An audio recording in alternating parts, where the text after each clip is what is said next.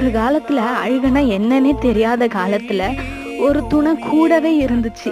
அந்த துணை ஒண்ணு மட்டும் போனதுக்கு அப்புறம் அழுகன்னா என்ன, வாழ்க்கைனா என்ன, லைஃப் எப்படி ஹேண்டில் பண்ணணும், ஸ்ட்ரகிள்ஸ்லாம் எப்படி இருக்கும்ட்டு ஒண்ணு ஒண்ணா பார்க்க தெரிஞ்சுக்கிட்டேன்.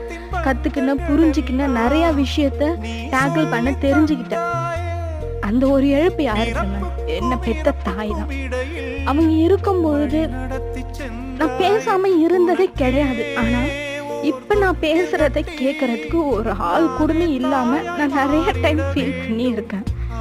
எங்க அம்மா இறந்து 5 வருஷம் ஆயிடுச்சு. இந்த 5 வருஷத்துல நான் எவ்வளோ போராடி இருக்கேன், எவ்வளோ ஸ்ட்ரகிள்ஸ் ஹேண்டில் பண்ணியிருக்கேன்ட்டு எல்லாமே தெரியும்.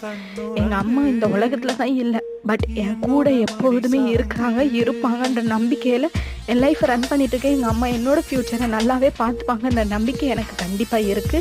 எங்க அம்மா எனக்கு அவ்வளோ பிடிக்கும். யாருமே அம்மாவை மிஸ் பண்ணிடாதீங்க.